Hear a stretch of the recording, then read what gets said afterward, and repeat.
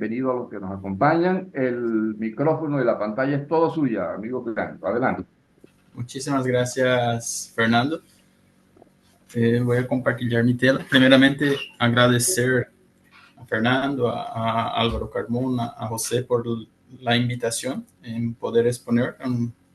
Ya hace, creo que casi un año estoy participando del grupo Generación de Suelo y para mí siempre es muy placeroso poder difundir un poco de lo que hacemos, un poco de lo que, que conocemos, ¿verdad? Y estamos al inicio de una larga caminada, todavía tenemos mucho que aprender, ¿verdad? Voy a compartir mi pantalla ahora para empezar. Entonces, lo que vamos a hablar esta noche serían los principios de la agricultura regenerativa o agricultura sustentable. La agricultura regenerativa o sostenible es un enfoque agrícola que busca promover la salud del suelo, la biodiversidad. No sé si esta pantalla, un poquito. Eh, Dale a modo presente. Bien, ahí la tenemos, perfecto. ahí está listo. Ahí la tenemos listo. Ahí están bien, consiguen ver. Bien, excelente. Es un enfoque agrícola que busca promover la salud del suelo, la biodiversidad y el equilibrio ecológico, mientras también provee alimentos saludables y sostenibles. Este enfoque se centra en prácticas agrícolas que mejoran la calidad del suelo, aumentan la resiliencia de los ecosistemas y reducen el uso de recursos naturales no renovables, como fertilizantes químicos y pesticidas. Además, la agricultura regenerativa busca fortalecer la colaboración entre agricultores, consumidores y comunidades locales para promover sistemas alimentarios más justos y equitativos.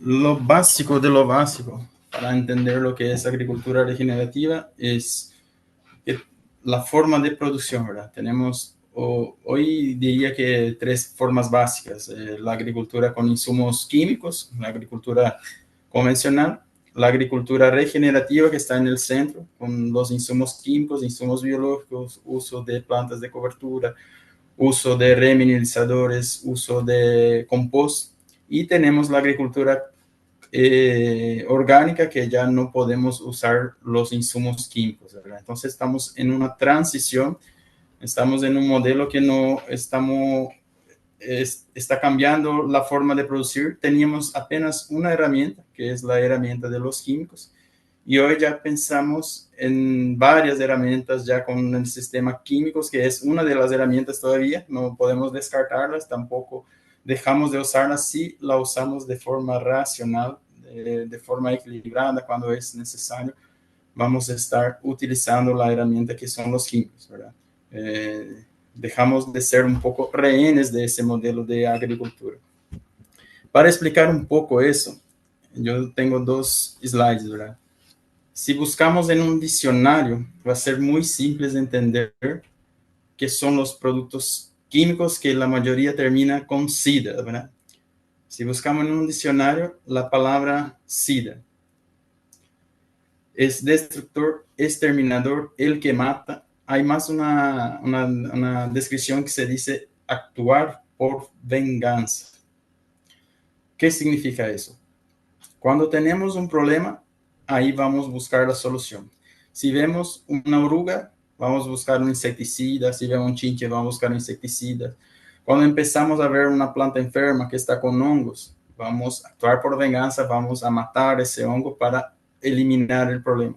Cuando tenemos un suelo que ya empieza a tener otros síntomas, como el tema de los nemátodos, vamos a agarrar un nematicida. En vez de construir algo, vamos a agarrar un producto que elimina por completo el problema. Otra situación es las plantas dañinas, las advencias, ¿verdad? ¿Qué vamos a usar? Los herbicidas. Entonces, todos los productos químicos en su terminación final termina con SIDA. Si miramos, estamos actuando por venganza, pero nunca vamos a estar solucionando nuestros problemas. Una cosa que quiero dejar en esa parte es que estamos mirando mucho para la agricultura, Las personas muchas veces hablan mal de nosotros, agricultores, por el tema de los productos químicos, ¿verdad? Que estamos contaminando. Ahí entran también los fertilizantes solubles, toda esa parte de SIDAS. Y por una parte, las personas que hablan eso tienen razón. Por una parte tienen razón, no podemos dejar de hablar que sí, los productos hacen un problema, hacen un mal, pero era la forma que teníamos para producir hasta los días de hoy y ahora estamos encontrando herramientas para minimizar el uso de esos productos. Pero nos olvidamos de los humanoquímicos. Las personas que están mirando, miren un poco en sus ciudades. ¿Cuántas reventas de humanos químicos tenemos que actúan de la misma forma de esos productos que usamos en nuestras plantas? Los productos de humanoquímicos están en las farmacias, gente. Esos son químicos de la misma forma que son los químicos que usamos en nuestra planta. Pero la diferencia entre el remedio y el veneno está simplemente en la dosis. Muchas veces usamos para nosotros, los ingerimos los mismos productos que aplicamos a nuestras plantas. Y somos discriminados por estar usando químicos, pero muchas personas, por ignorancia, toman químicos, inyectan químicos y hablan mal de los que usan químicos en plantas. Eso es por ignorancia, les digo, y es muy bueno estar difundiendo eso.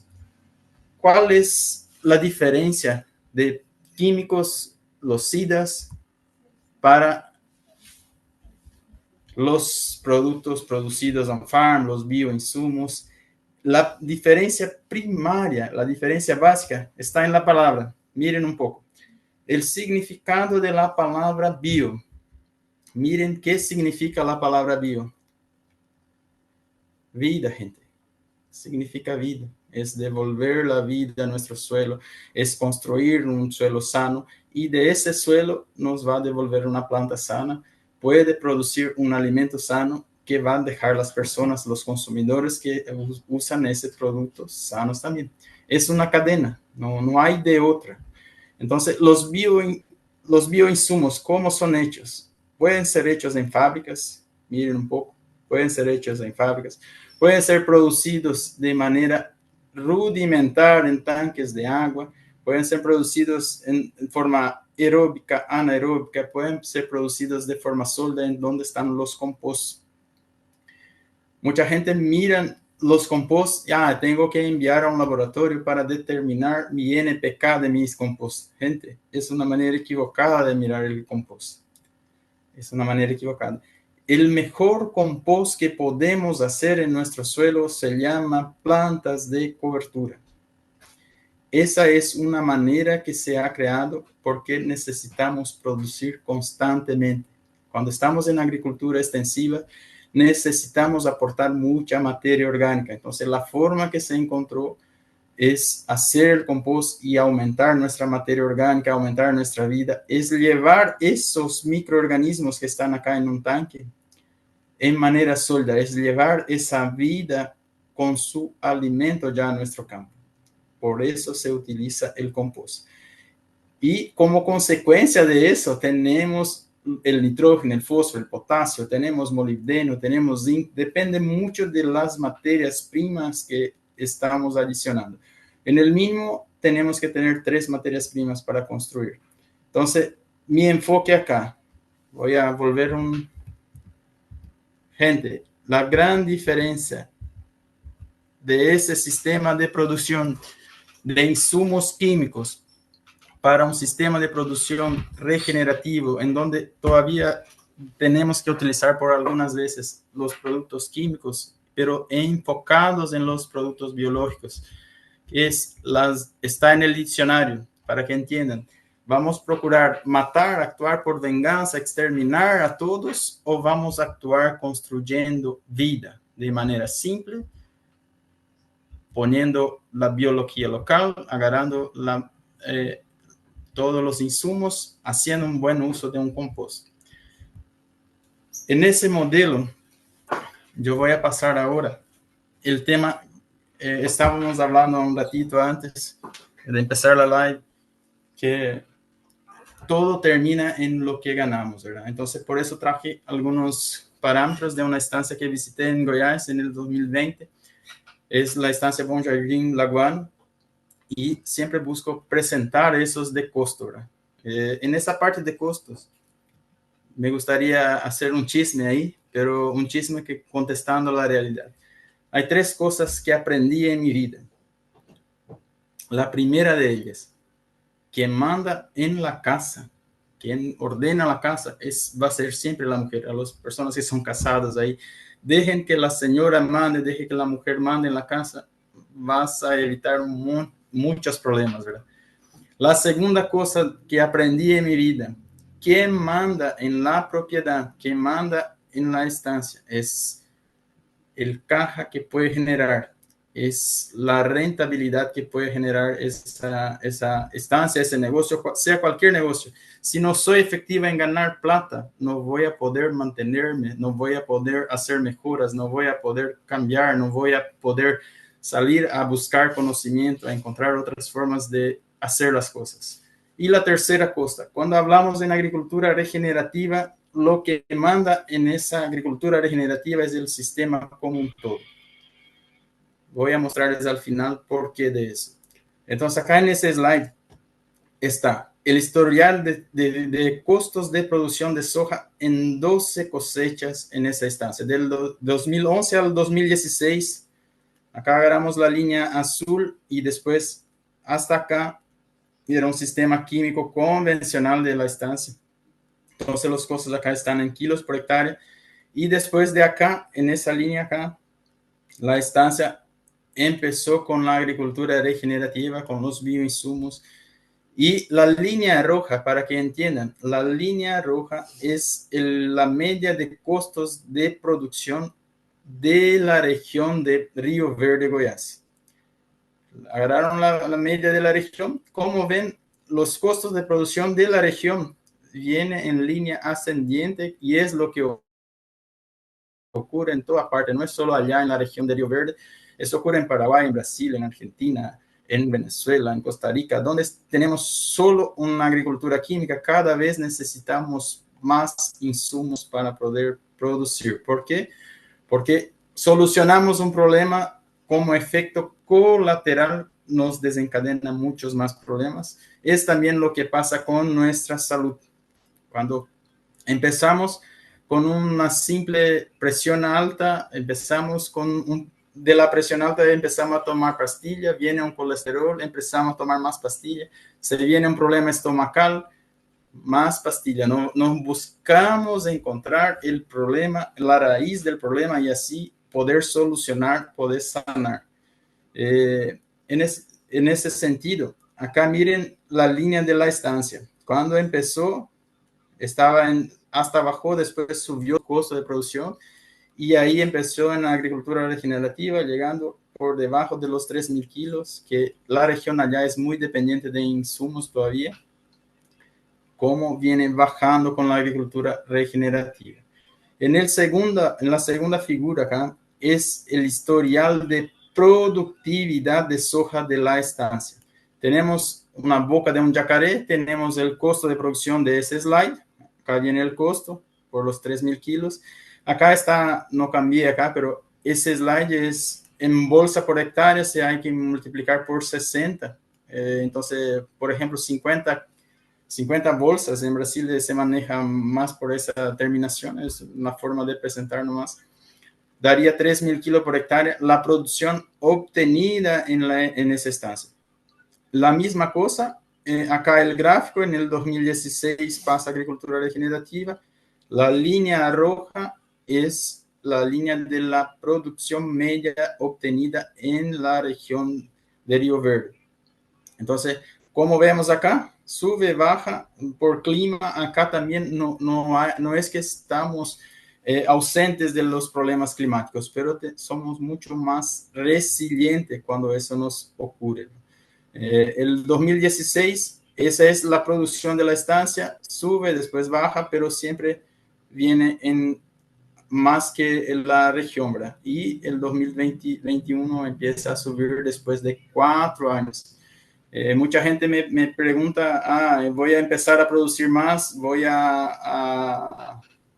ya en el primer año, en el segundo año. No, gente, hay un camino a recorrer. Estamos cambiando muchas veces áreas que quedaron 20 años en un manejo químico. Hay áreas con 40 años que vinieron siendo solamente una agricultura extractivista. Solo sacando, y muy pocos agricultores tienen la conciencia que la parte de la ganancia que generan tiene que devolver a la chacra. Y el tercer slide, creo que el más importante, a las personas que tratan su propiedad como una empresa.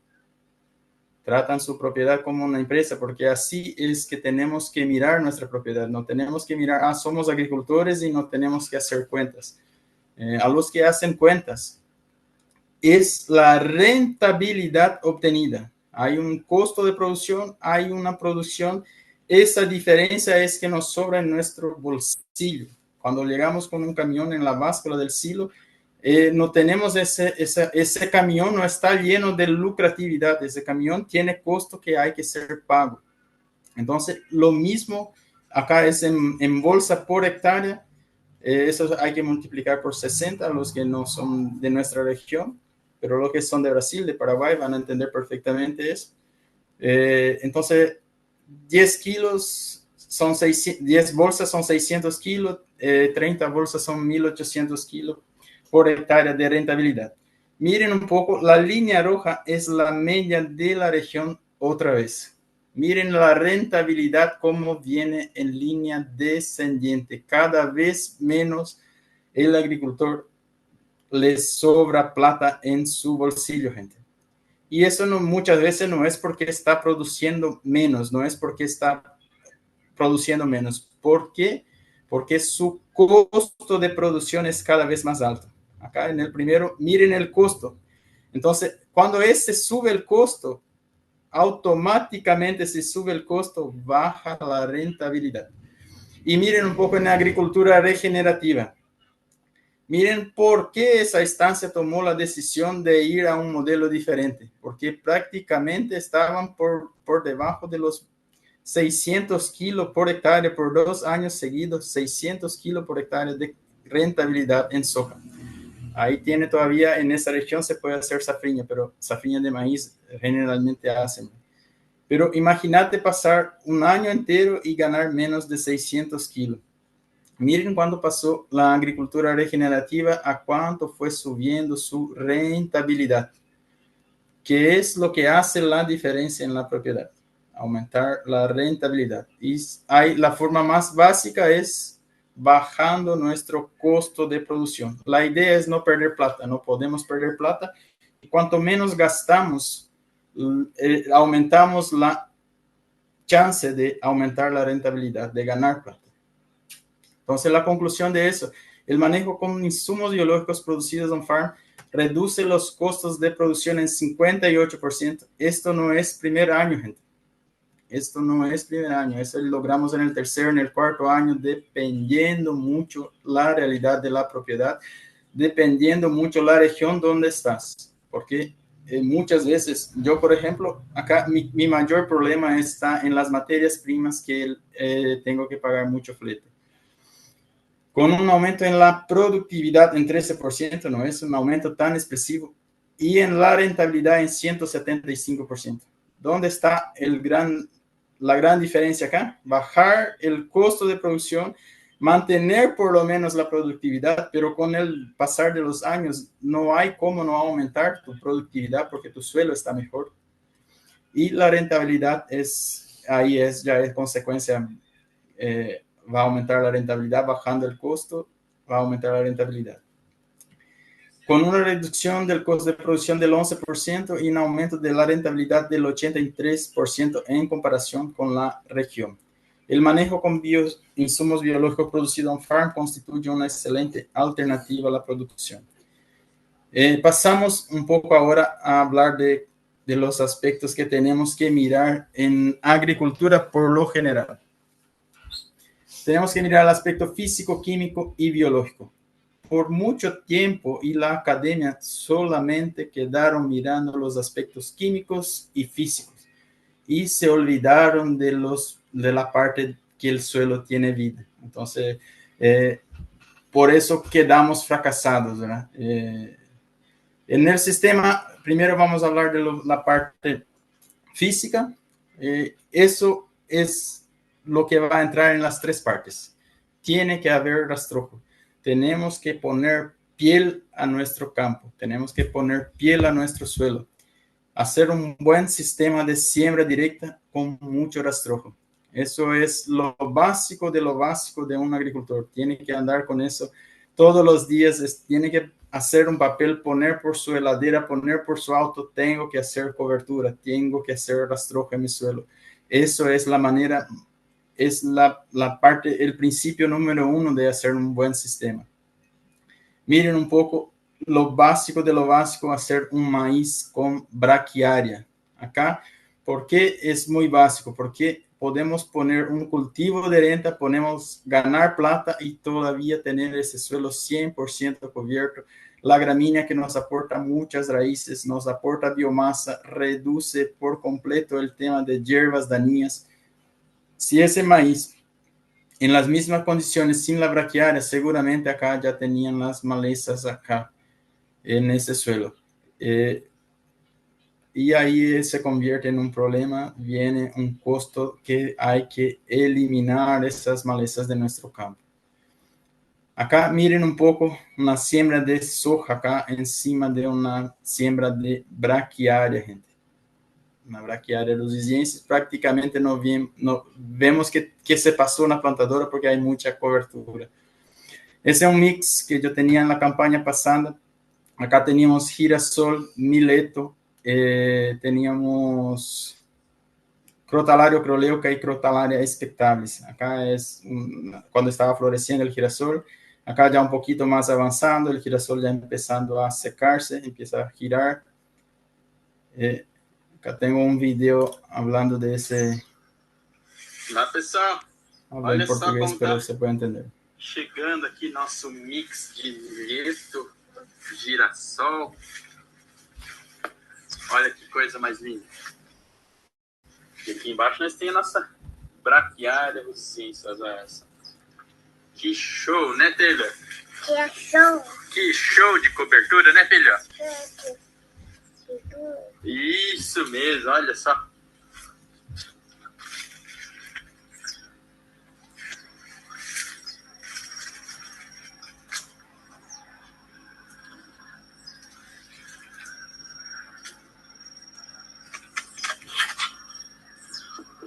Ahí prácticamente no vemos las crotalarias, se quedaron más abajo, pero de igual manera tienen su aporte, aportan nitrógeno, aportan la reducción de nematodos. Acá tenemos la misma parcela, miren un poco. Vamos a siembra. Ahí está Simon en el comando.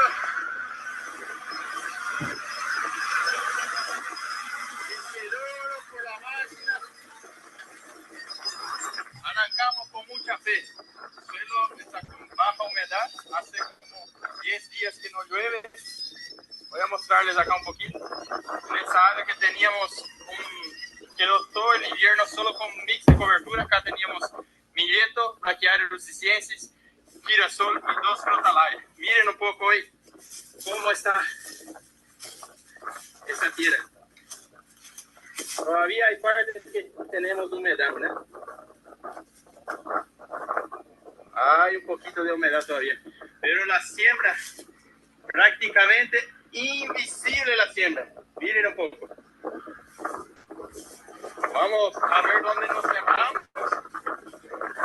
Acá está nuestra línea de siembra, miren un poco. Y acá nos sembramos. Es muy bueno una siembra así.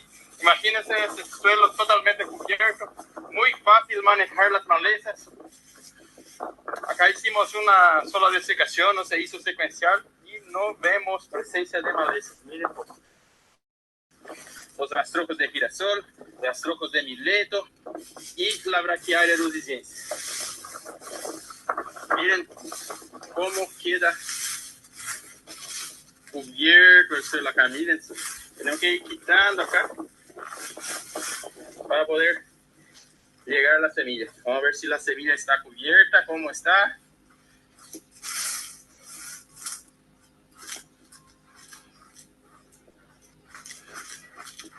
A encontrar la semilla, acá está.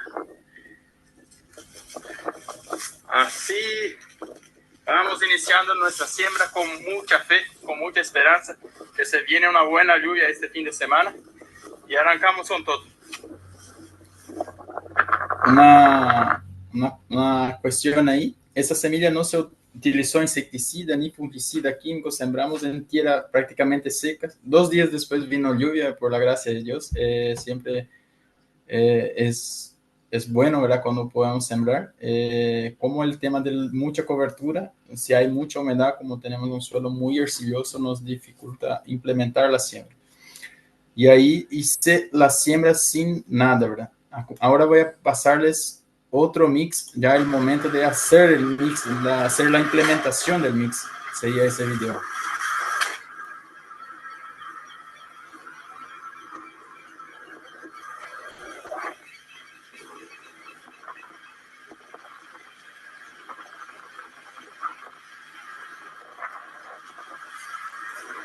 Boa tarde, pessoal. Vamos mais uma área de mix e cobertura e a gente está usando ervilhaca peluda, está usando centeio, aveia, crotalária breviflora, crotalária ucroleuca, trigo, murisco e nabo, pé de pato. A gente está usando nessa área aqui, no intuito de fazer uma excelente camada de cobertura. Tá? Aqui a gente tinha girassol no verão, fez soja e agora a gente veio com um mix de cobertura preparando já para safra verão 2024-2025. Valeu? Ahí está una gran cuestión, ¿verdad? ¿Cómo hacer ese mix de cobertura? El por qué hacer varias plantas, cómo escoger un mix de cobertura. Entonces, lo que básicamente hay que mirar en ese factor, los problemas que tengo, que voy a buscar, la época que estoy, si mi región tiene landas, si no tiene landas, si esa planta se desenvuelve, si no desenvuelve, ¿verdad? Acá ya es ese mismo acá mix. Estamos en otra parcela que pasaremos el sábado. Miren un poco. Acá es un mix con girasol, trigo sarraceno, nabo y avena. Y acá al lado tenemos la avena ucraniana, el centeno, trigo sarraceno y la arveja vicia villosa. Y la vicia villosa está acá.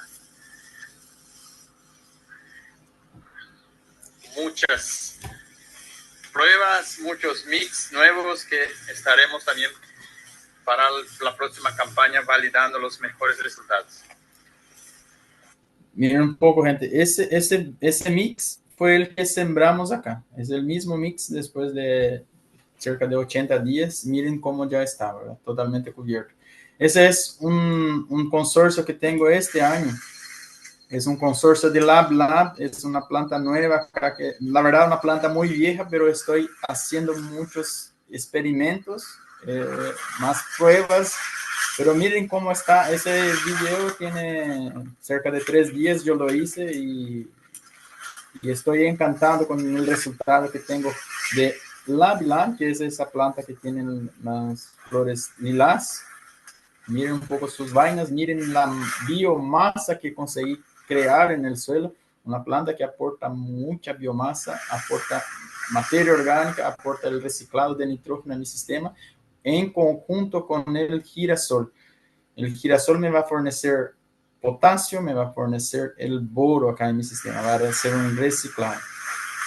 Otra cuestión, la diversidad de insectos que conseguimos atraer por esas plantas. Miren un poco, ese consorcio no tuvo todavía y no va a tener aplicación de insumos químicos ahí. Y como podrían ver ahí, tenía oruga, sí tenía, no hice ninguna aplicación naturalmente, el cultivo va a producir de igual manera. Esa es la Crotalaria expectabilis. En mi campo del año pasado era un campo para producción de semilla. La Crotalaria es la única planta que tiene el poder de supresión de nemátodos. Ahí tenemos que mirar porque tenemos varias variedades dentro del mismo grupo, ¿verdad? Ahí tenemos la Crotalaria neocroleuca expectabilis, la breviflora, la Crotalaria juncia.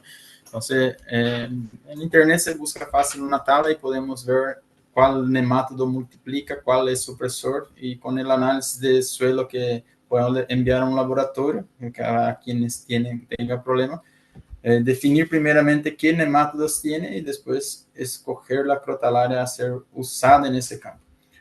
Entonces, ese es un factor también que tenemos que mirar. Hay crotalarias que multiplican algunas especies de nemátodos y suprimen otras, pero la que más conocida, creo que la más usada es la Crotalaria expectabilis y también la Crotalaria juncia.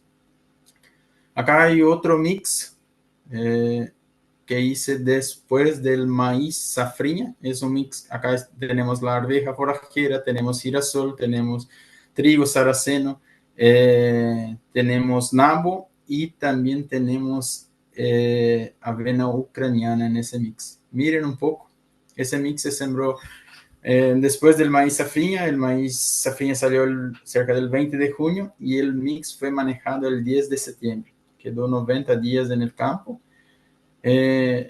prácticamente sin necesitar herbicida para la siembra de soja, en la primera ventaja. Imagínense el reciclado de nutrientes que se pudo hacer acá. No vemos malezas, que tendríamos un alto costo para combatir las malezas, entrar por venganza, matar esas malezas.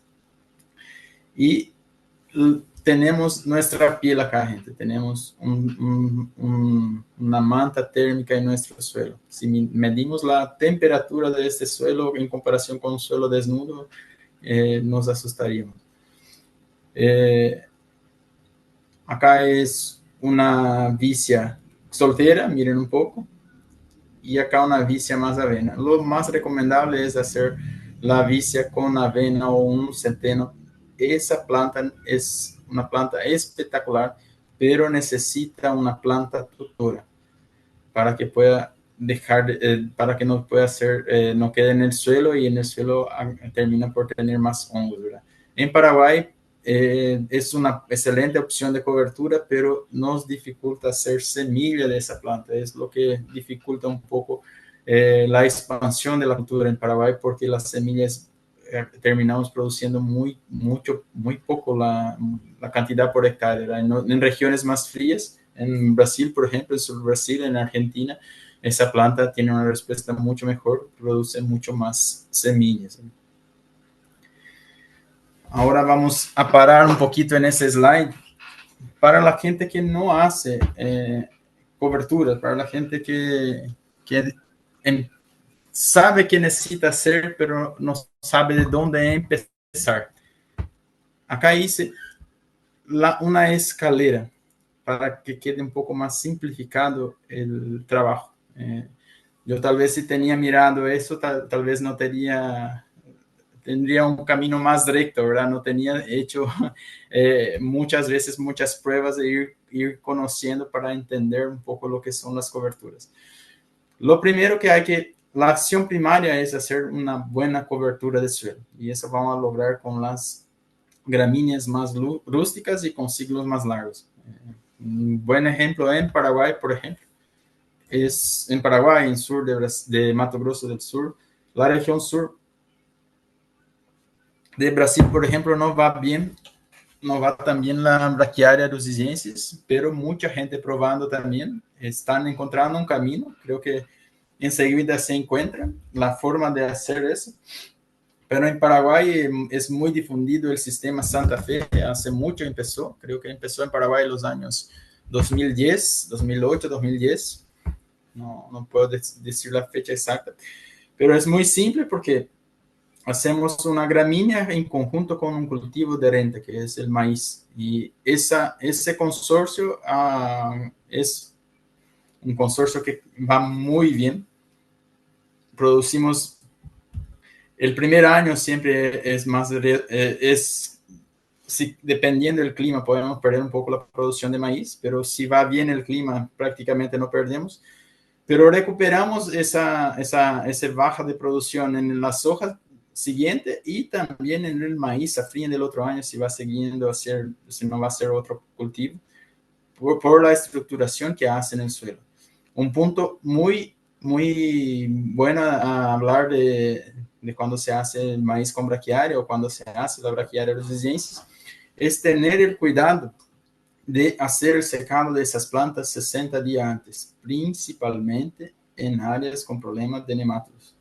Hay que dejar las plantas secas, es mejor para hacer la siembra, y también hay una reducción de la cantidad de nematodos. ¿Por qué? Porque la braquiaria también multiplica nematodos. La braquiaria, el mileto, la mayor parte de las plantas, las únicas que no multiplican y reducen son las crotalares, no hay otra cosa que hablar. Pero empezar siempre pensando en buena cantidad de biomasa, buena cantidad de rastrojos encima del suelo y también el aporte de raíces que deja la braquiaria rosidensis. El segundo paso es de estructuración. Ahí entran las gramíneas, las brásicas, las asteráceas, las plantas menos exigentes. Y también ya podemos empezar a mirar los consorcios y algunos mix, ¿verdad? En el tercer escalón, ¿verdad? Acá está en portugués, pero en el tercer escalón está el ciclaje. El ciclaje es agarrar las plantas que puedan reciclar nutrientes. Entonces, cuanto más diversidad de plantas, más diversidad de nutrientes voy a estar devolviendo a mi suelo. Por ejemplo, un ejemplo básico, la soja nos recicla nitrógeno. Agarra el nitrógeno atmosférico, lo transforma y lo pone, a simple vista vemos los nódulos en sus raíces, ¿verdad? Con un microorganismo que es el bradyrhizobio podemos mejorar mucho ese ciclaje de nitrógeno que aporta la soja. Es una planta que por acción natural no necesita el nutriente nitrógeno. Muchas veces, si aplicado, termina por reducir producciones, no aumentar, ¿verdad? Ahí hay muchas otras plantas que podemos estar viendo, ¿verdad? Entonces, dependiendo el problema que estoy, la deficiencia muchas veces física, la deficiencia nutricional, por los análisis no hay otra forma de determinar, podemos ver a simple vista, podemos estar haciendo hipótesis, pero la manera eficaz es llevando el suelo al laboratorio, llevando la hoja de las plantas al laboratorio y llevando los granos. Hay tres formas que se puede hacer y eso, estar comparando el por qué la planta viene comportándose, ¿verdad? Entonces, el factor de decisión de una planta de cobertura. Tenemos que estar mirando todos esos aspectos físicos, químicos y también los aspectos biológicos. Ahí en los biológicos es cuando vienen los problemas de hongos y también los problemas de nematodos. Y el cuarto escalón estaría la diversificación. Ahí estarían las especies diversas, plantas de más exigencias, porque en esa escalera, cuando llego a este punto acá, que normalmente llevaría los 4, 5, 8 años para estar en ese escalón acá, no voy a poder querer hacerlo, esa diversificación ya acá, si no hago ni lo básico, no hago ni lo primario.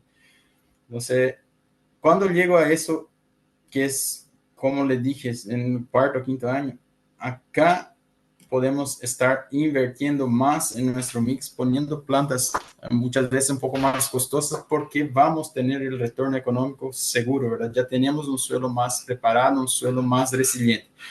Pero siempre digo, hagamos lo mejor que podamos con aquello que disponemos. Las plantas, así como es bíblico, ¿verdad? Es bíblico. Nuestra primera cosecha tenemos que guardarla. Tenemos la primera cosecha, tengo que guardarla. Tengo que hacer mi semilla. Es un principio básico del agricultor. ¿Por qué? porque el próximo año voy a tener que sembrar otra vez. La próxima campaña si soy agricultor, el básico de un agricultor es tener una semilla para poder sembrar. Entonces, si consigo hacer esa semilla, automáticamente mi costo va a estar reducido.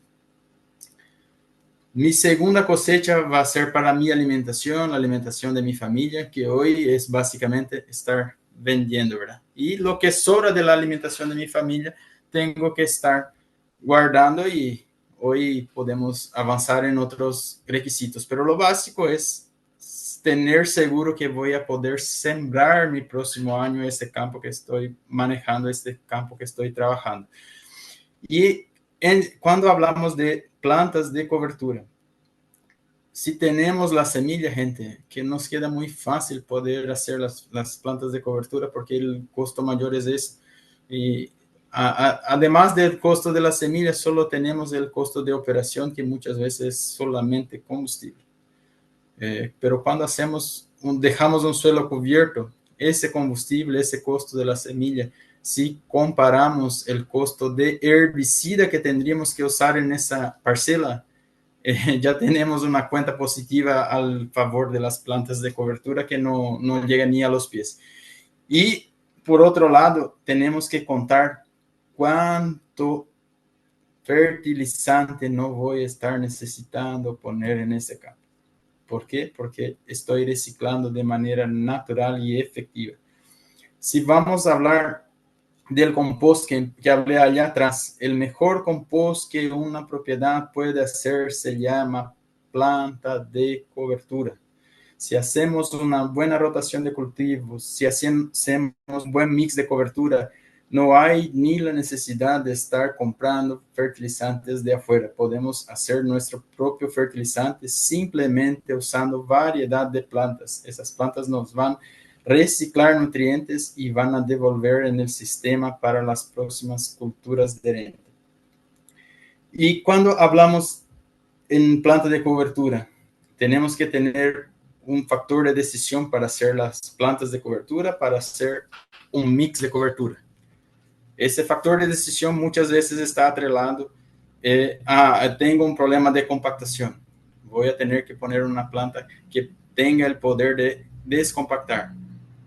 La que tiene el mayor poder es el poroto guandú, el comandado por ahí. Ahí entra el nabo, ahí entra una crotalaria que también va a descompactar. Ahí entran las gramíneas que tienen un poder muy grande en sus raíces. Ahí entra un trigo saraceno que vemos, pero miramos la planta, sacamos sus raíces, pero son raíces muy finas. Pero si empezamos a medir, el trigo saraceno llega mucho más lejos que un nabo, por ejemplo. Sus raíces son finas, pero tienen un poder muy grande de ir buscar agua, ir al fondo.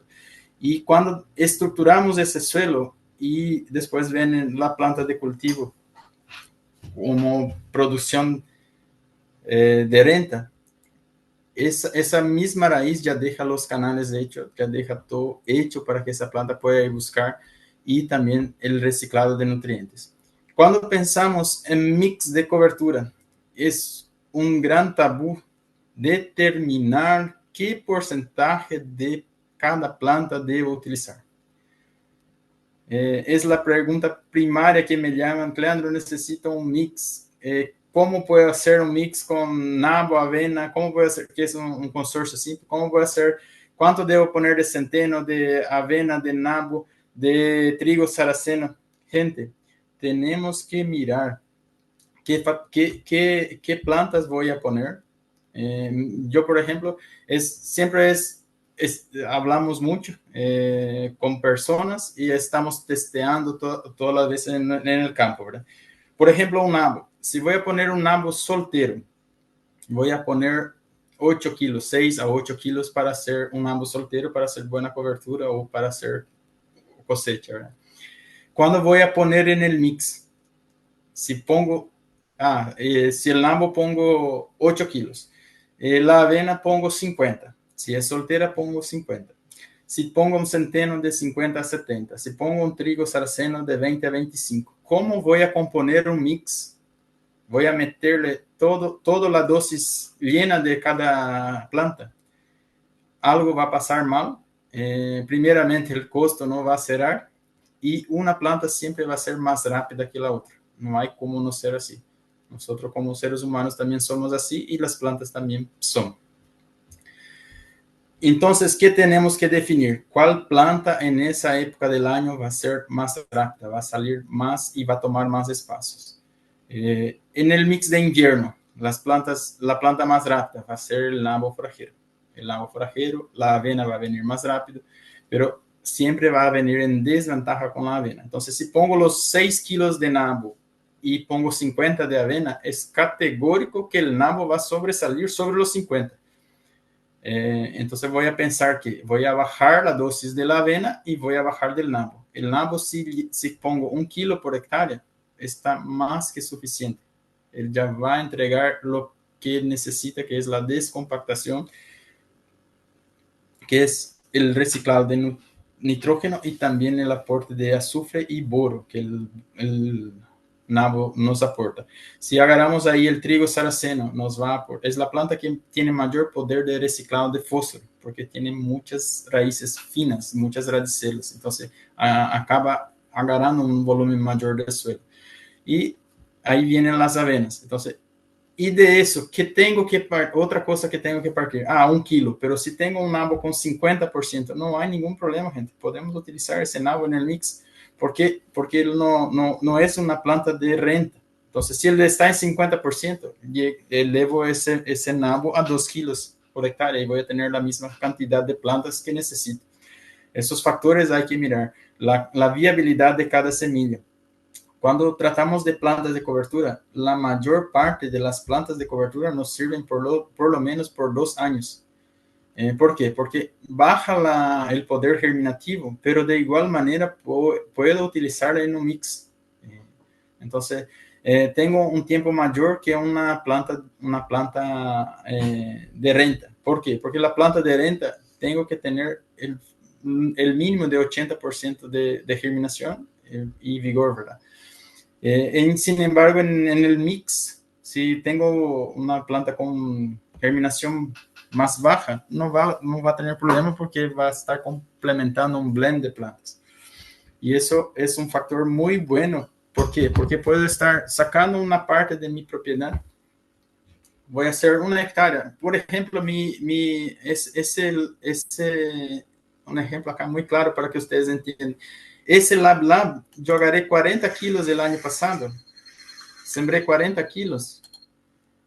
Hice semilla suficiente para este año. Tengo 60 hectáreas de Lab. Con 1 hectárea que sembré la safrinha pasada, tuve semilla suficiente para hacer 60 hectáreas. Entonces, no me va a hacer un daño financiero sacar 1 hectárea para producir mi propia semilla.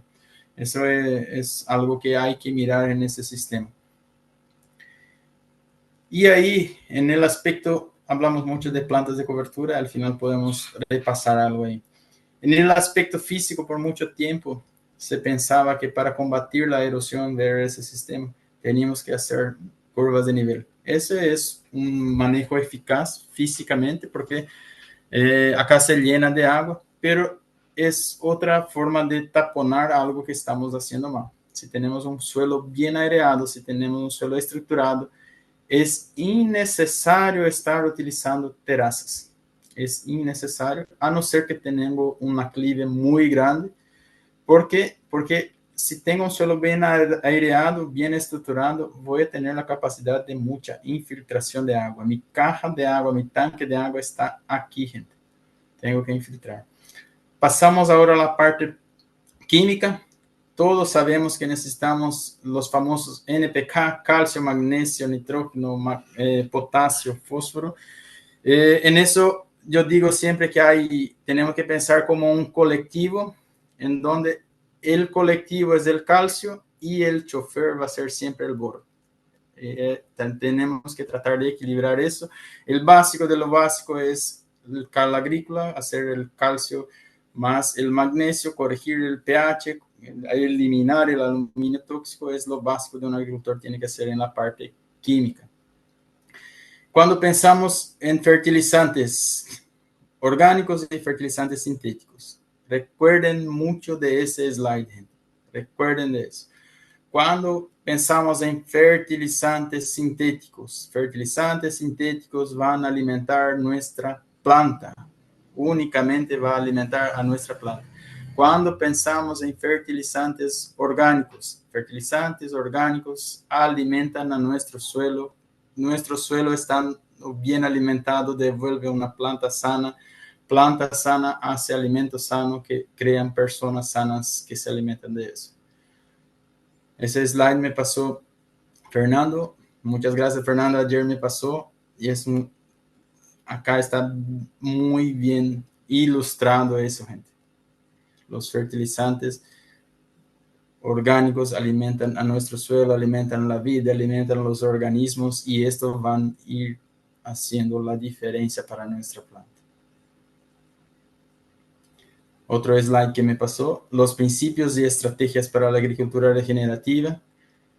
Es integrar como un todo, si conseguimos integrar la pecuaria, que es la ganadería y la floresta con plantas, pero la integración de la agricultura y ganadería siempre va a ser bienvenida en ese contexto. Acá tengo un slide que ilustra un suelo y acá una tierra. Suelo, tierra, suelo, organismos, estructurado, nutrientes mantidos, agua retenida, y la tierra que es una tierra de camino que no tiene nada, es un suelo degradado. Entonces, llueve, mucho de eso se va a los arroyos, estamos perdiendo lo que es nuestro mayor capital. Cuando pensamos en una persona que cría gallinas, ¿qué la persona es? La persona es un mozo de gallinas, está sirviendo a las gallinas. Una persona que cría ganado es un mozo, es un garzón de ganado. Está todos los días dándole comida, haciéndolo mejor, viendo si está bien de salud. Y nosotros como agricultores, gente, ¿de quién somos garzones? ¿De quién somos mozos? Somos garzones, somos mozos de nuestro suelo, gente. Tenemos que estar sirviendo, tenemos que estar alimentando nuestro suelo. Es la única manera de ser eficaz como agricultores. Acá me pasa ese slide de Soy Food Web de Elaine Ingham. Me encanta poder pasar ese slide porque ilustra bien lo que estamos haciendo en nuestra chacra.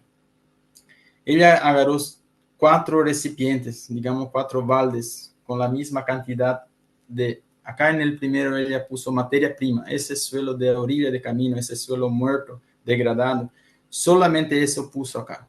En el segundo ella puso materia prima más materia orgánica, 5%, que es raro encontrar en nuestros suelos, acá en nuestros suelos tropicales, pero sí hay gente ya llegando a los 5% de materia orgánica.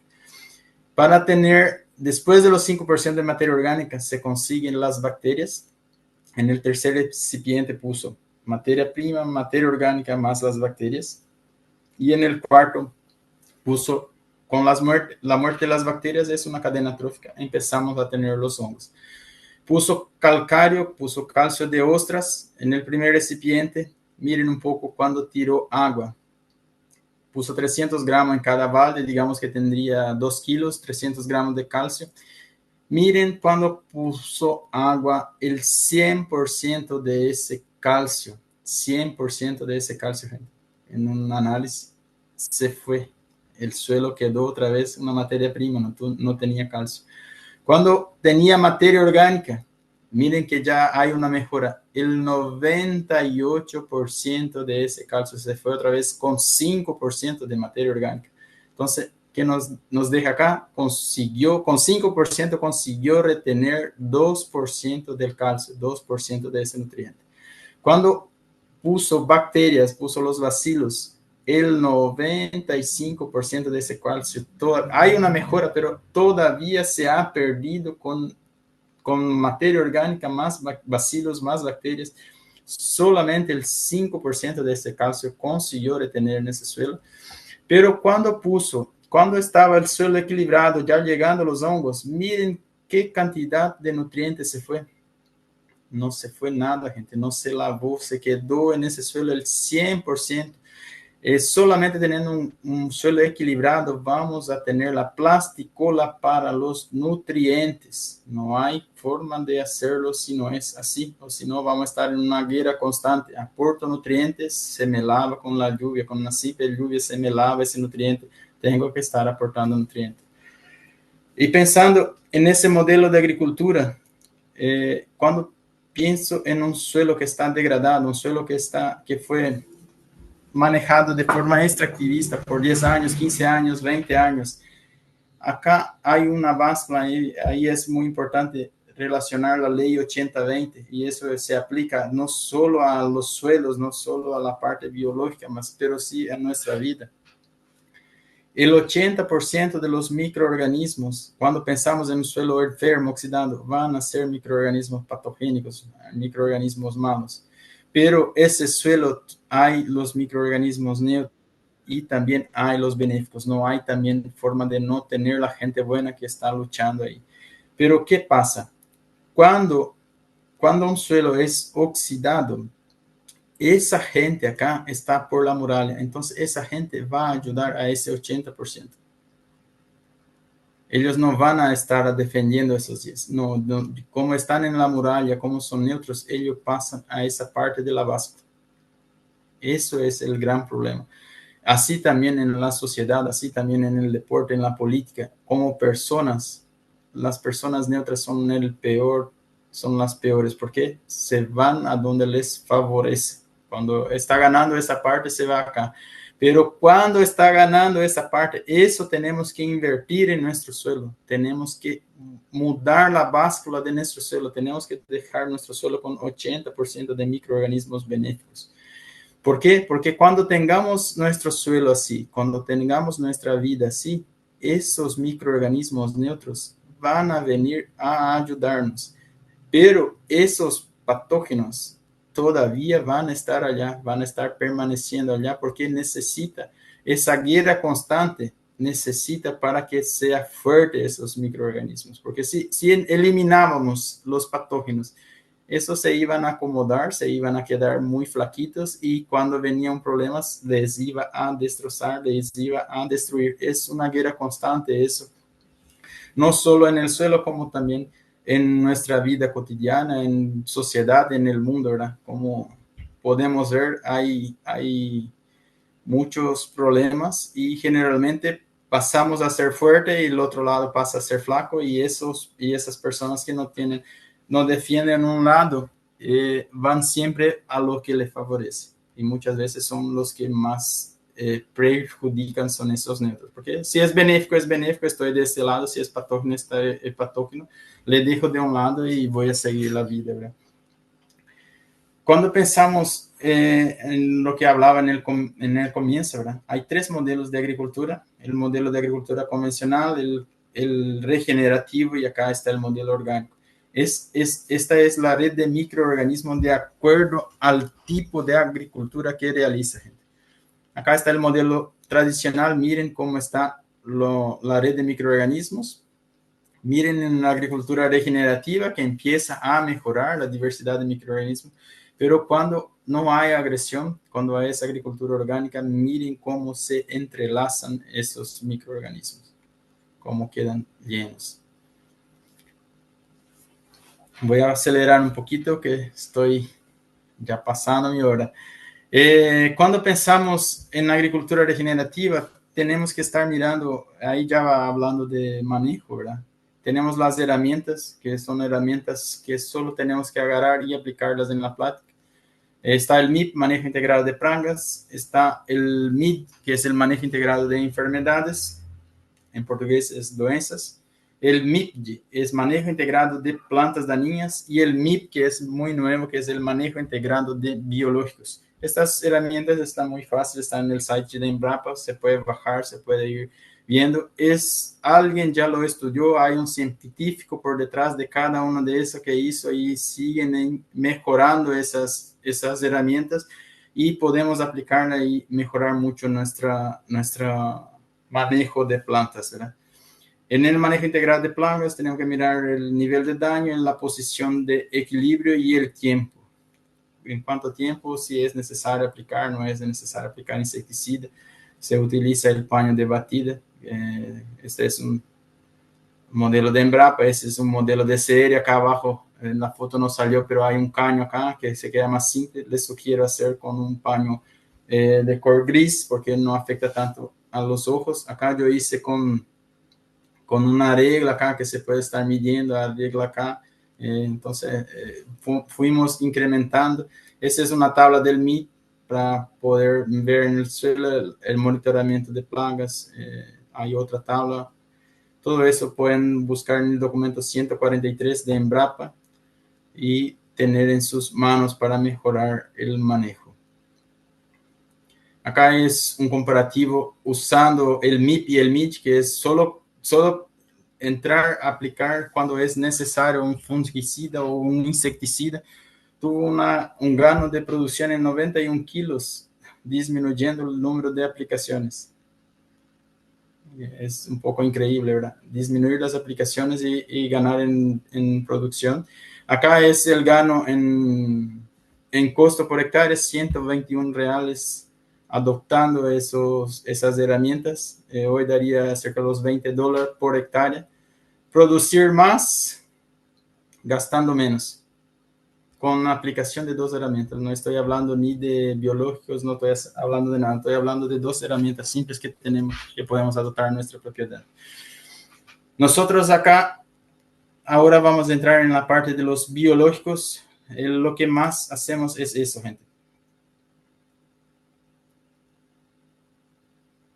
Es agarrar toda esa biología del monte, agarrar esa biología del bosque nativo, buscar estar cerca de nuestra propiedad, siempre preconizando un radio de 50 kilómetros. Pero cuanto más cerca de nuestra propiedad, mejor va a ser el producto. Eso agarramos, llevamos a un tanque.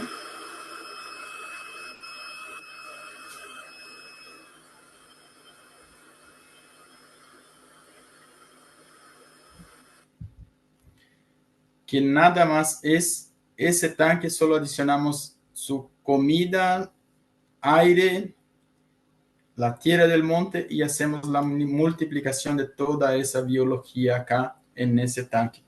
Este es un compost líquido continuo, es la nomenclatura correcta. Nosotros utilizamos la técnica del profesor Celso Tomita, que se llama TMT, es una técnica que se originó en Japón, se trajo a Brasil, se empleaba mucho en pequeñas propiedades, en horticultura, y después se vino la revolución y empezamos a usar en agricultura. Fui uno de los primeros a estar implementando eso acá en Paraguay, y hablo que 80% de mis problemas de insectos, de hongos, de la parte de nematos, de la parte de estructuración de suelo, están en ese producto que puedo utilizar en mi chacra. Acá hay un video mostrando, miren un poco, ese fue con una propiedad nueva con 2 aplicaciones. Miren acá el insecto que era plaga, totalmente colonizado por hongos, solo con la utilización del TMT, del biofertilizante hecho de forma rudimentaria, hecho en casa, gente. Solo con ese producto pudimos acá, miren un poco, totalmente colonizando los insectos, con 2 aplicaciones. Ahora les muestro acá mi área de maíz. Miren un poco la cantidad de hongos. ¿Se acuerdan de los baldes? Ese es mi maíz. Cuando llueve, cuando tenemos condición ambiental, por supuesto que vamos a tener un clima seco, esos no vamos a ver a simple vista, pero cuando hay humedad, acá están los hongos, gente. Ese maíz tenía apenas 10 kilos por hectárea de nitrógeno soluble. Miren la soja, esa es una soja con 3 meses de trabajo con los biofertilizantes ahí. Miren acá cómo podemos ver los microorganismos ahí. Miren acá otra foto que ilustra bien los hongos acá. Miren sus raíces totalmente colonizadas por los hongos, por bacilos. Esta soja sacamos sin aplicación de insecticida o fungicida químico. Miren un poco su sanidad. Miren una soja safrinha de 3.000 kilos por hectárea. Agarramos la parte, toda esa parte y podemos poner todo acá adentro, gente. Si agarramos eso acá que yo les mostré, eso acá, ese tanque, acá tenemos un biodigestor, una biofábrica que camina. No necesitamos todo ese trabajo, llevar el compost, llevar los biofertilizantes, es solo poner animales de nuestro campo por un periodo del año. Hay que encontrar la forma de hacerlo. Este es el mejor remedio para la integración y además producimos proteína ahí. Entonces, para ir finalizando, gente, ¿qué necesitamos tener para buscar una agricultura equilibrada? Un suelo físicamente estructurado, químicamente equilibrado y biológicamente activo. Tenemos que tener un suelo vivo, no podemos nos olvidar de eso, no podemos ir matando nuestro suelo. Tenemos que olvidarnos un poquito de los SIDAs y avanzar en los bio, avanzar en construir vida en nuestro suelo. Eso es lo primordial. Vamos a mejorar más nuestro suelo sacando los químicos, no agrediendo que estar constantemente implementando vida y destruyendo enseguida con los productos químicos. Cuando quitamos y empezamos a mensurar, vamos a ver que ya empieza a mejorar y mejorar mucho nuestro suelo, mejorar mucho nuestros cultivos, solamente disminuyendo la agresión que nosotros mismos causamos en nuestro campo. Y una mirada común, mucha gente habla, si no produzco con veneno, mucho menos sin veneno. ¿Ya pensaron en eso, gente? Muchos pueden estar mirando hoy la live y pueden estar pensando, si yo con veneno no produzco, mucho menos voy a conseguir producir sin veneno. Pero eso en la realidad no es así. Podemos producir sin veneno. Es solo cuestión de manejo, es cuestión de mirar las herramientas que disponemos. Y cuando miramos para empezar, vemos una pelota gigantesca, vemos una avalancha que viene en nuestra cabeza. Pero cuando empezamos, ya vemos que conseguimos empujar esa pelota, podemos ir llevando y después de un tiempo estamos como los malabares en el señalero, en el semáforo. Ya estamos jugando con el manejo porque ya es algo natural en nuestra propiedad. La fase de la agricultura de productos ha pasado a la fase de la agricultura de conocimiento, gente. Un recuerdo de un gran agrónomo que fue Dirceu Gassen y siempre dejaba sus frases. Y ahí vamos a vender un poquito. Descubra la agricultura regenerativa con CR Agro Group. Somos una empresa de consultoría especializada en agricultura regenerativa, comprometida en ayudar a los agricultores a transformar sus prácticas agrícolas de manera sostenible y regenerativa. Muchas gracias a todos ahí y podemos seguir charlando ahora y viendo las preguntas ahí para poder sanar las dudas de quien tenga.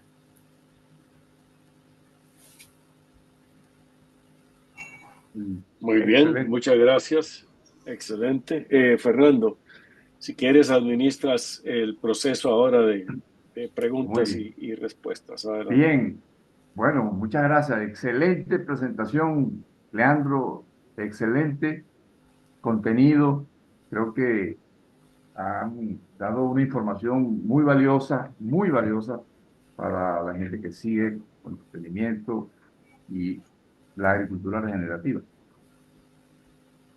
Ha tocado una gran cantidad de temas vinculados con el tema de los cultivos de servicio, el tema de los biológicos, en fin. Muy completa la presentación, excelente. Tenemos un grupo de preguntas acá en el chat. No sé si hay alguien que quiera, primero pienso que podemos levantar la mano y damos el derecho de palabra y luego entramos a hacer las preguntas que están en el chat. ¿Qué les parece? ¿Hay alguien que quiera tomar la palabra en este momento? Bueno, tenemos Si no es así, tenemos varias preguntas en el chat. Voy a permitirme leer algunas de ellas. Sí, A Fernando, ahí ver, está ajá. Luis ¿Puedo buscar? Rafael Arriaga. Ha Estoy levantado la levantando. mano. Sí, Muy bien, va. Luis. Adelante, Luis Arriaga, por favor. Disculpen ustedes, excelente presentación, me pareció, digamos, en un contexto práctico muy provechoso. Esa experiencia que ha llevado este compañero Cleandro, es importantísimo porque a veces mucho se queda, digamos, en la teoría, pero esa teoría debe estar, digamos, sin duda ajustada a la realidad. Yo tengo varias preguntas, las planteé por el chat, no sé, Fernando, si en aras del tiempo pudieras tú leerla.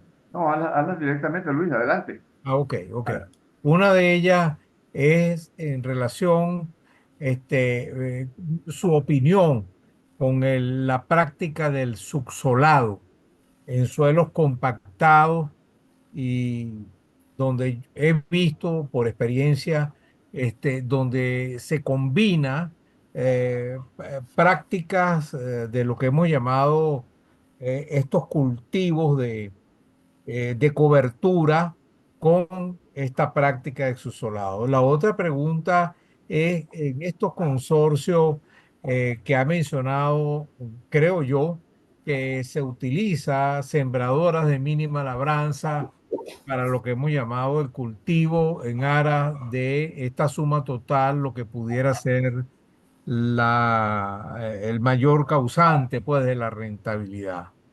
Otra de las preguntas es, en relación con estos cultivos que ha mencionado como identificador, se identifica como compost, que es algo que yo creo, ¿cómo quedan los cultivos de servicio? Yo creo que es lo mismo si se pudieran considerar los cultivos de servicio con los cultivos de cobertura.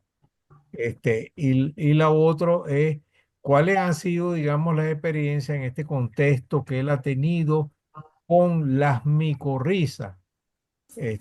Bueno, hasta ahí, y bueno, además decirle que es una excelente información que nos ha dado y bueno, felicitaciones a todos los promotores y por esta exposición que ha dado Cleandro Rossetti. Adelante. Gracias. Ok, Luis, voy a ver si consigo responder tu pregunta. Creo que la primera fue sobre el uso del subsolado. Cuando pensamos en subsolado, tenemos que hacer, lo primero que vamos a hacer, si vamos a hacer un subsolado, tenemos que hacer un diagnóstico. ¿Por qué hablo de eso? Porque tengo que ver si realmente tengo una compactación que es necesario hacer subsolado. Cuando voy a tengo un problema en mi rodilla, me voy a un hospital, llego en el hospital y digo al doctor, vine a operarme mi rodilla. ¿Será que el doctor me va a hacer la operación? ¿O será que él va a pedir mis exámenes de sangre, va a ver una tomografía, va a ver qué es lo que pasa en mi rodilla, si es necesario hacer esa cirugía o si solamente empleando algunas técnicas ya puedo solucionar? Yo por mucho tiempo pensaba en algo que no deberíamos tocar en el suelo, pero dependiendo el diagnóstico, así como vamos a hacer una operación en una rodilla, dependiendo del diagnóstico, si el diagnóstico es bien hecho, sí debemos hacer el reseteado de nuestro sistema. Tenemos que entrar con un hierro, pero tener la conciencia, si yo tengo que entrar con un reset de mi suelo, ¿por qué tengo que entrar? Porque estoy haciendo algo mal, hice algo, un daño para poder llegar a ese punto, a ese hondo del pozo. Y si voy a ser reseteado, entonces empiezo de una manera correcta.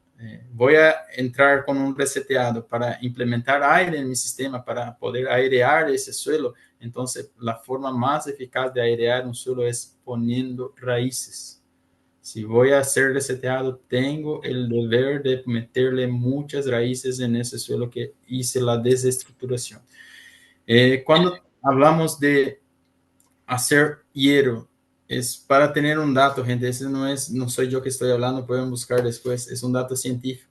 Cualquier pasada de rastra, de subsolador, eso me come 1% de materia orgánica. Para tener 1% de materia orgánica, para elevar 1% de materia orgánica, yo tengo que trabajar por 10 años con 12 toneladas de cobertura año para aumentar ese mismo 1% de materia orgánica. Entonces, voy a ser reseteado. Ya voy a empezar perdiendo 1% de materia orgánica.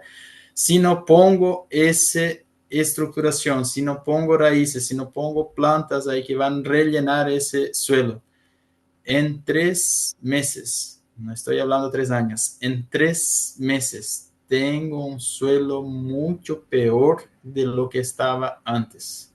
Voy a tener un suelo mucho más compactado, un suelo con mucho más problemas. Es solo mirar cuando se hace un camino, cuando se hace una estrada. Se hace hierro, se pone agua, se soca y así va construyendo el camino. Entonces, si no pongo raíces, voy a hacer un efecto revés de lo que estoy buscando. Y en 3 meses voy a entrar otra vez con un hierro porque mi suelo ya está totalmente compactado. El tema el segundo tema, si me recuerdas que me hablaste ahí. Las micorrizas. Las micorrizas. Las micorrizas son el Wi-Fi del campo. Las micorrizas tienen poder de atajar agua, de poder disponibilizar esa agua a la planta. Las micorrizas son las que liberan el fósforo. Si vemos, nos parecen raíces, ¿verdad? En la foto de una presentación mía pueden ver, ¿verdad? Esos son ectomicorrizas. Las micorrizas solo podemos ver a través de microscopios. Esos son formación de micorrizas, ya lo que podemos ver, esas hifas blancas, ya son formaciones de micorrizas, son ectomicorrizas ya. Pero en el biofertilizante, en el compost, eso viene naturalmente de la mata, porque tenemos ahí, y donde más encontramos micorrizas son tierras de bambú. El bambú es donde más hay esos microorganismos. Muy bien. Bueno, tenemos otra pregunta por acá.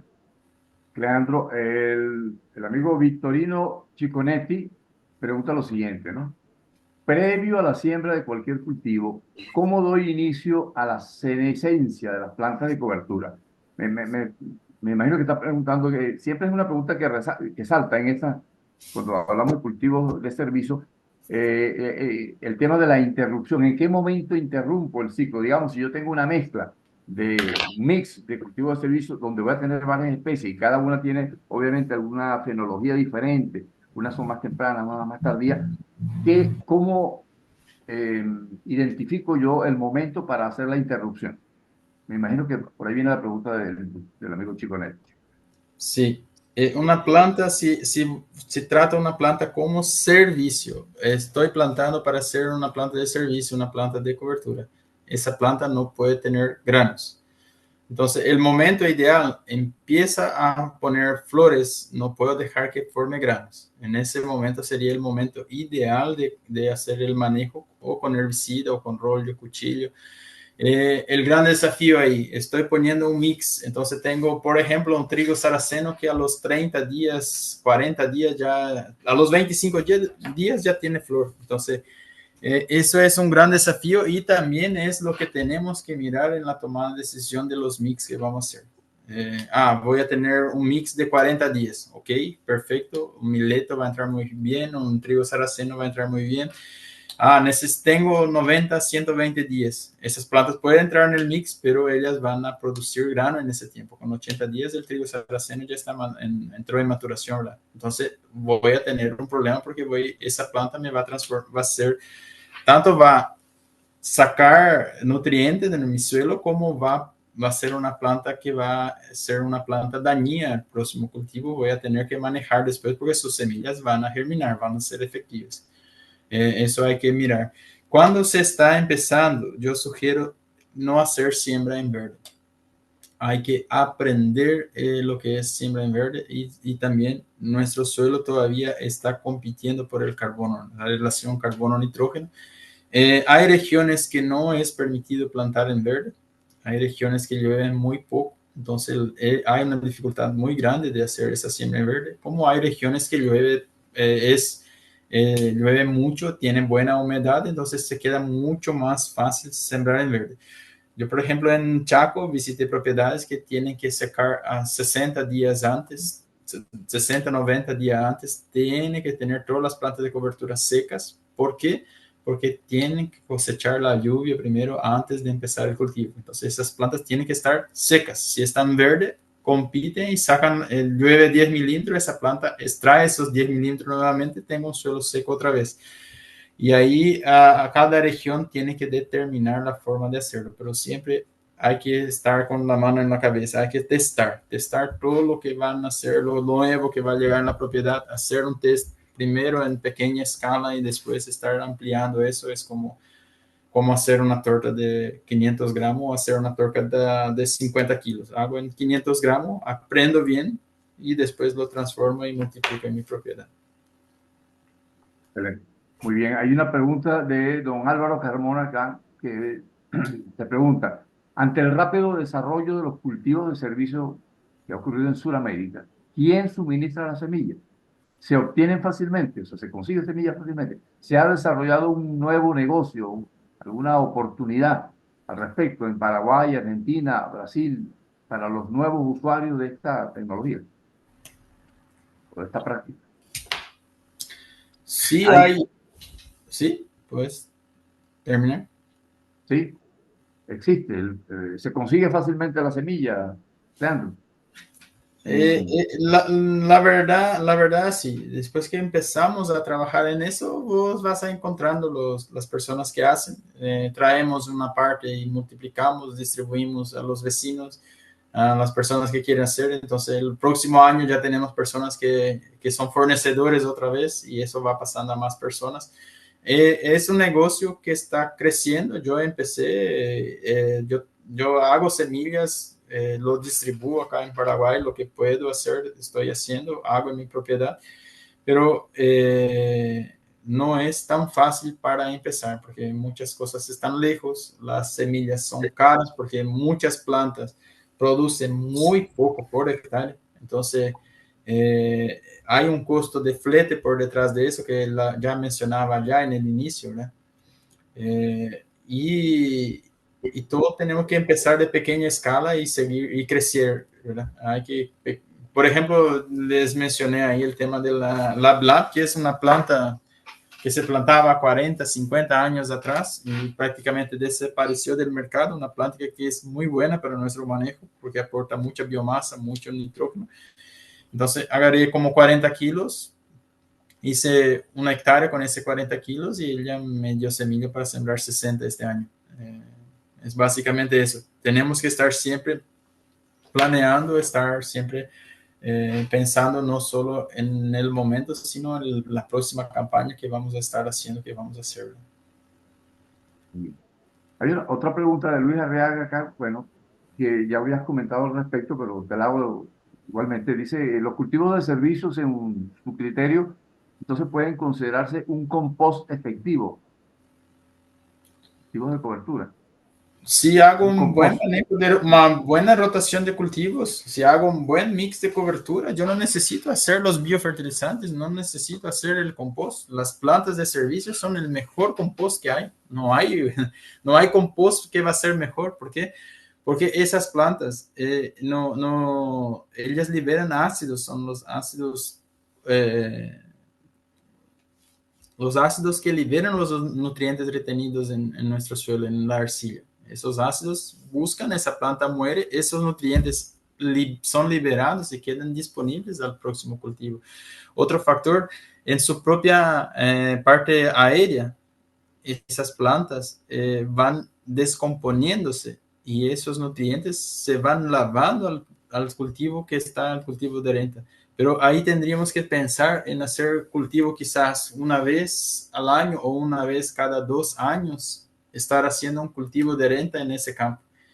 Y en agricultura extensiva sabemos que no conseguimos mantener un suelo sin rentabilizar, ¿verdad? Por mucho tiempo, porque tenemos mucho costo por detrás de eso. Es una fábrica a cielo abierto y los costos llegan. Entonces, esa es la gran dificultad y ahí que se ha pasado a construir los compost, ¿verdad? Porque ahí conseguimos aumentar nuestra materia orgánica o si conseguimos tener, como en mi caso, tengo un confinamiento, agarro ese residuo de los animales, hago el compost con más un carbón, con más un capiazú, enriquezo ese compost con algunos nutrientes, por ejemplo, está el fosfato natural, se puede usar una olexita, un boro, se puede usar una roca que es rica en potasio. Enriquezo ese potasio y voy forneciendo vida, nutrientes y también materia orgánica ya a mi suelo. Es la forma en agricultura extensiva de hacerlo. Las plantas de servicio pueden hacer todo, pero ¿quién está dispuesto a quedar quizás un año sin hacer un cultivo de renta por estar reestructurando un suelo y después de 2 años volver al mismo campo para poder producir cultivo de renta, ¿verdad? Muy bien, muy bien. Leandro, el amigo Sergio Rojas te hace una pregunta que si pudieras, por favor, ampliar un poco en el sistema que nombraste, el sistema TMT para el desarrollo y multiplicación de microorganismos de montaña. ¿En qué consiste? Dar algún mayor información, mayor detalle. Sí, el TMT es un compost líquido continuo. Es agarrar, ¿qué se puede usar en el TMT? Nosotros usamos la tierra del monte, que es el inóculo principal, pero podemos usar el rumen del animal, rumen bovino, podemos usar humus de lombriz, podemos como inóculos para la multiplicación acá. Podemos usar tierra de bambú, tierra de cactus, tierra de humedal.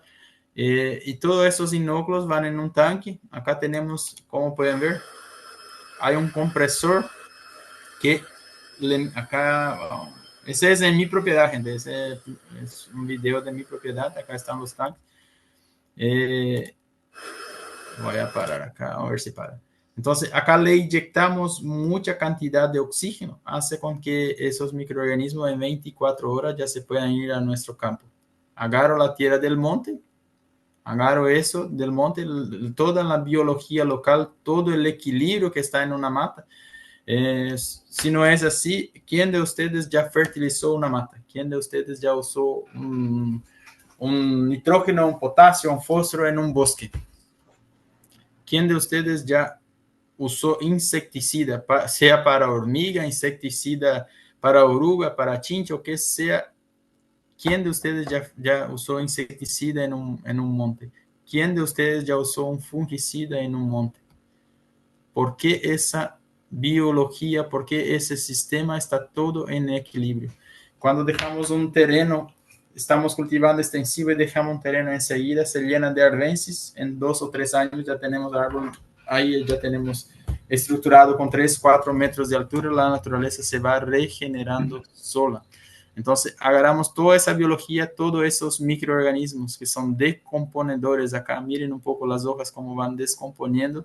Ahí quedan restos de animales, van solubilizando todos los nutrientes otra vez. Estas hojas que son de los árboles van solubilizando nutrientes para que nuevos árboles puedan crecer, puedan dar frutos ahí, alimentar a pájaros, alimentar a otros animales. Es una cadena trófica que no necesita la intervención de nadie para estar en equilibrio. Nosotros sacamos todo ese monte, todo ese bosque para poder producir. Entonces es una guerra, por eso trabajamos en guerra. La naturaleza quiere que tengamos eso y nosotros queremos tener un suelo limpio para poder producir una sola cultura, que podemos producir soja, maíz, podemos producir la palma, pero hay una cultura nomás ahí. Y la naturaleza necesita estar así. La naturaleza necesita de varias plantas, varios animales para poder mantener su equilibrio y prosperar. Muy bien. Leandro, el amigo Jonathan Torres te envía saludos, te felicita por tu excelente presentación, la información que has dado, muy agradecido por el conocimiento compartido, excelente. Y te hace una pregunta. ¿qué implemento agrícola recomiendas para manejar estas especies de servicios, de cultivos de servicio de cobertura en presiembra, por ejemplo, en maíz? Implementos que recomiendas. Te voy a decir, voy a hacer un consorcio de maíz con braquiaria, ¿verdad? O si es solo los mix, yo utilizo sembradora de granos finos. Hago la mezcla antes, siempre preconizando sembrar, ¿verdad? Porque cuando tiro al voleo estoy ahí, dependo de factores climáticos, dependo de una buena lluvia y una semilla necesita de estar cubierta, la mayor parte estar cubierta para tener una buena germinación, ¿verdad? Entonces yo preconizo estar sembrando esa mix de cobertura. Si es consorcio, hay adaptaciones para hacer en la propia sembradora de maíz. Se pone una caja de granos finos. Ahí hay varias formas que se hace. Se puede tirar al voleo antes de sembrar el maíz. Se puede hacer en conjunto. Siempre, en mi punto de vista, siempre lo mejor es hacer en la misma operación. Porque ahí me salvo de algunos factores. Por ejemplo, tiro al voleo, me llueve, no puedo entrar sembrando enseguida. Entonces la planta que va a ser el consorcio ya germina. Tengo una competición más acentuada en mi propio maíz. Hacer después del maíz, ya con una cierta edad, con 15, 20 días, se puede hacer el voleo otra vez, pero ahí dependo otra vez de clima, que muchas veces voy a estar sacando plata y no germina esa planta, o germina muy tarde, el maíz ya hace el sombreado y esa planta termina no aportando el trabajo que debería aportar. Bueno, ya con los comentarios que vienen a continuación, pues cerramos esta ronda. Al final nos ha pedido la palabra el don Álvaro Carmona, pero antes de eso vamos a comentar aquí, son comentarios que nos hace en este momento, primero Victorino Ciconetti, es un comentario, ¿no? Dice que la mayoría de las veces logramos entrar en siembra directa post cosecha. Sin embargo, estamos adaptándonos a estos cambios de agricultura regenerativa para no quemar la soca del cultivo antecesor. Aprendimos que el mismo nos ayuda como cobertura en el suelo, haciendo piel, y de esta forma no teniendo erosión del suelo y manteniendo la humedad en el suelo para la próxima siembra. Es un comentario. Igualmente, Frank Tobar nos comenta el auge del intercropping floral con estrategias de sostenibilidad. Es una pregunta. Si se asocian estos cultivos de cobertura con la práctica del intercropping floral, obviamente, es un efecto adicional que hay, ¿verdad? El tema de la polinización, solamente los impactos que tiene directamente en el suelo, sino muchas de estas especies, me imagino que esa es la pregunta que hace Frank, también contribuyen a incrementar otros procesos como la polinización y la atracción de insectos benéficos, etcétera. Jonathan Torres pregunta, ¿alguna experiencia que integre a la agricultura regenerativa con sistemas agroforestales, con hileras simples de árboles forestales? ¿Sabes alguna experiencia que integre este tipo de agricultura regenerativa con agroforestería o con intercalando árboles? Yo particularmente en mis propiedades no tengo esa experiencia, sí tengo amigos que ya lo hicieron y se va muy bien, integrando labor, pecuaria, floresta. Hay propiedades acá en Paraguay que hicieron, pero en propiedades que tienen un suelo más pobre, ¿verdad? Suelos arenosos que están más al norte, tienen problemas de precipitaciones. Entonces ese sistema viene muy bien porque minimiza el problema de tener una frustración y no tener entrada de plata, ¿verdad? Después que entras en una buena rotación de integración de todos esos tres elementos, ¿verdad?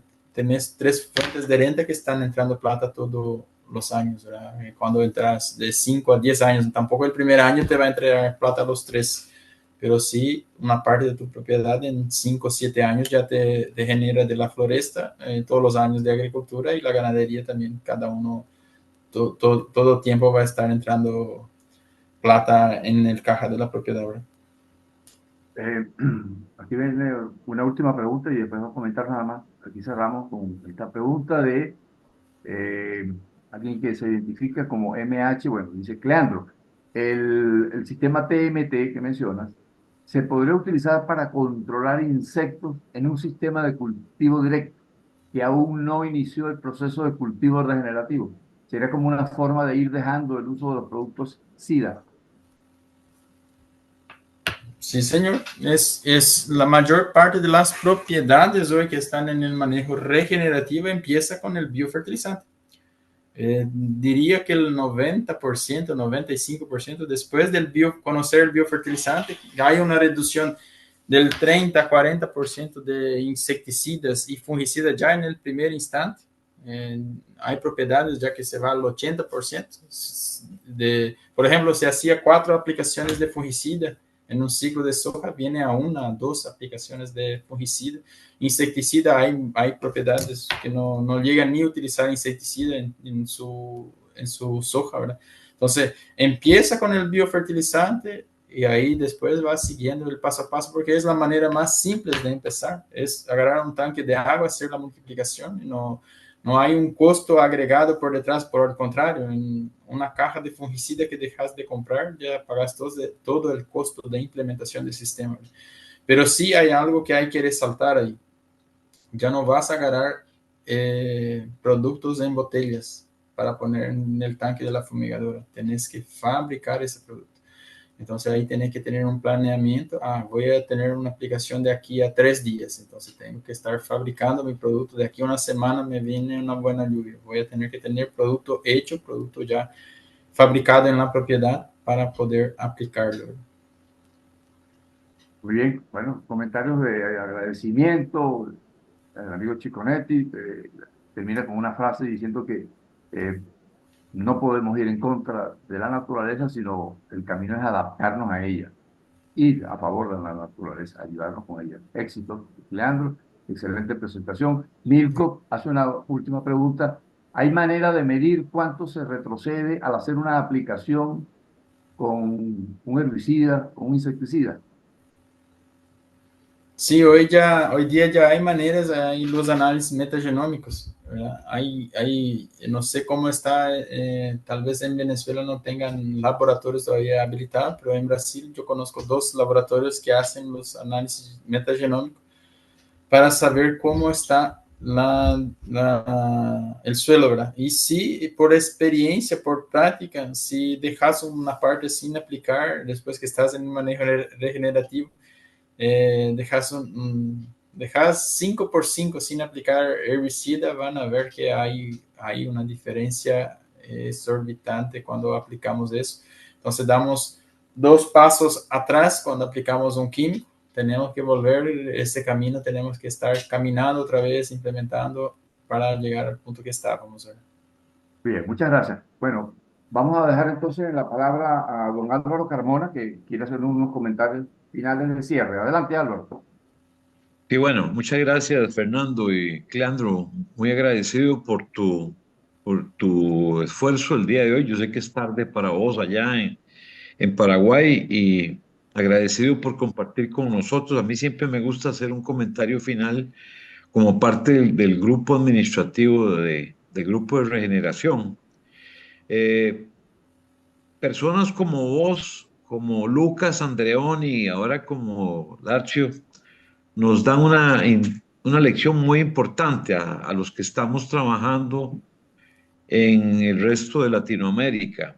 En el caso mío, que trabajo principalmente en cultivos extensivos de palma, nos han enseñado que es posible la diversidad que anteriormente, me confieso, yo era un arduo, asiduo aplicador de glifosato en grandes dosis y cantidades. Y mi tesis de grado, como te comenté, fue en cobertura. Sin embargo, era una cobertura de un monocultivo sobre un monocultivo. Ustedes nos han enseñado a los que hemos trabajado en esto de las coberturas vivas a que la mezcla de especies es una alternativa viable y que es en grandes extensiones factible. Algo que es romper un paradigma que para el resto de colegas, incluso en otros lugares digamos, ha sido prácticamente imposible pensar en que podríamos utilizar coberturas en grandes áreas. A mí en lo personal me agrada muchísimo dar seguimiento a lo que hacen ustedes, como digo, en Argentina, en Paraguay y Learcho, en grandes extensiones del Paraná, de ver que es factible reducir considerablemente el uso de agroquímicos y las coberturas de servicio, pues su impacto tan importante, no solamente en el tema del control de arbences, sino que también en su enorme importancia en la recuperación de la vida del suelo, tal como lo has dicho. Para personas que están hoy, como dijo don Fernando, hay vi nombres que son nuevos, que no los habíamos visto en anteriores conferencias. Les invito, siempre me gusta invitar a los que llegan nuevos a que sean parte de nuestro grupo. Es un grupo de profesionales que nació inicialmente como una idea y posteriormente ha venido creciendo y se ha venido enriqueciendo con colegas de diferentes rubros. Tenemos desde gente con una enorme experiencia en el campo de la investigación, a como tenemos también gente como JJ Paniagua y una gran cantidad de agricultores con enorme experiencia que nos enseñan todas sus experiencias y nos han enriquecido con conferencias anteriores. Entonces los invito a que aquellos que quieran ser parte de nuestro grupo nos escriban a un número que vamos a dar o un correo para que sean anotados en caso de que así lo quieran. Y entonces, de nuevo, como te digo, Cleandro, perdón, agradecerte muchísimo el tiempo que has dedicado para preparar esta conferencia y compartir con nosotros tus valiosísimos, y esperamos verte por acá en Venezuela. En algún momento me dicen que estás por acá, yo voy a estar un mes más por acá, Dios mediante, y me encantaría poder estrechar tu mano personalmente. Un abrazo para todos y muchas gracias por estar en la charla del día de hoy. Un abrazo. Muchas gracias, Álvaro, muchas gracias. Acabo de colocar ahí en el grupo mi número de teléfono personal de los que tienen interés en participar, como dijo Álvaro, en este grupo. Con toda confianza me escriben, se identifican, me escriben al privado y los invitamos y los incorporamos a este importante grupo que tenemos. Bueno, mm, no me queda más que darle las gracias. De todas maneras, voy a darle la palabra para que cierre nuestro amigo José María Agüero. Está por aquí. Leandro, excelente tu presentación, valiosa información que nos has compartido. Ha sido una experiencia vivencial extraordinaria, conocer de primera mano el trabajo extraordinario que ya conocíamos por todas las redes sociales, que tú permanentemente, como un buen divulgador y comunicador de la agricultura regenerativa, permanentemente nos mantiene actualizado en las cosas que hace, así como lo hace también la Hercio, como lo hace Lucas Andreoni, que mencionaba Álvaro, y tantos otros que están permanentemente comunicando, transmitiendo sus experiencias a través de las redes sociales, que siempre seguimos y siempre publicamos y divulgamos en nuestro grupo. Bueno, no me queda más que entonces reiterarle las gracias a Cleandro Rossetti por esta participación extraordinaria y invitarlos a todos que se suscriban también al canal que tenemos, que compartimos junto con Agricien, con José María Agüero, que gentilmente nos facilita su plataforma para estas presentaciones, el canal Red Rural Global. Lo pueden conseguir en YouTube. Todas estas presentaciones que hemos hecho están en ese canal, se consiguen todas ellas. Esta misma presentación mañana va a estar a disposición de ustedes. Y bueno, no me queda más que darle las buenas noches a todos y gracias. Bien, muchas gracias, Leandro. Muchas gracias a todos los participantes. Fernando, por todo tu apoyo. Ahí está en el chat la dirección del canal para que se suscriban.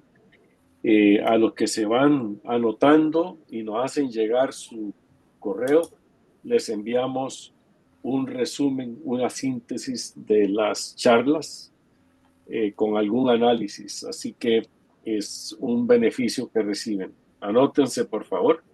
Y buenas noches a todos. Gracias. Buenas noches. Muchísimas gracias. Buenas noches. Por la invitación.